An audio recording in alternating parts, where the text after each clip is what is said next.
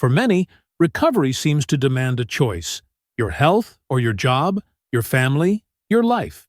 But what if that choice is a false one?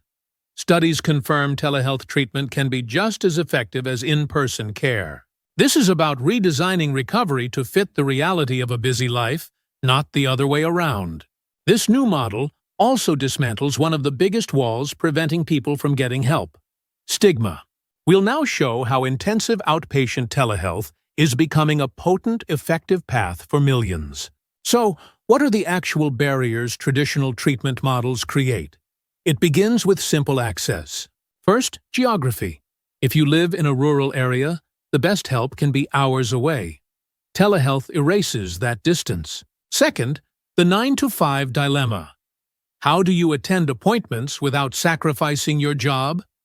Virtual sessions fit your schedule. Third, physical limits. For those with mobility issues, just getting to a clinic is an ordeal. Treatment now comes to you. Beyond that is the hidden financial strain. Not program fees, but transport, childcare, and lost wages. By cutting these secondary costs, telehealth makes comprehensive treatment vastly more affordable and sustainable. It's accessible and affordable. But is it just a glorified video call? Where's the intensive part of the treatment? This is where virtual intensive outpatient programs come in.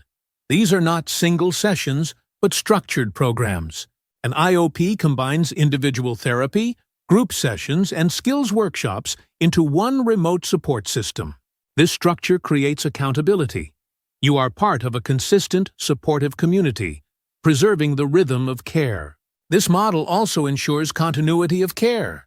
Sickness, work travel, or bad weather won't derail your schedule.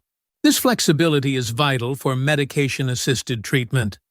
Scheduling doctor check-ins becomes far simpler. So how does this work for actual people? Let's look at a few examples. Sarah, a manager, joins group therapy from a private office on her lunch break, keeping her career on track. This is David, a single father. He attends his therapy after his kids are asleep, never choosing between them and his health.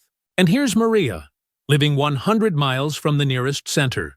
She now has access to top specialists. For Sarah, David, and Maria, this is far more than a video call. It's a structured, life-integrated support system.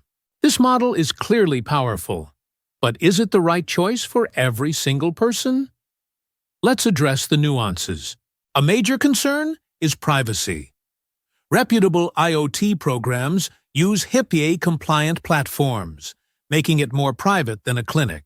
IoT is highly effective for those not needing medical detox or 24/7 supervision, often as a step down from inpatient care.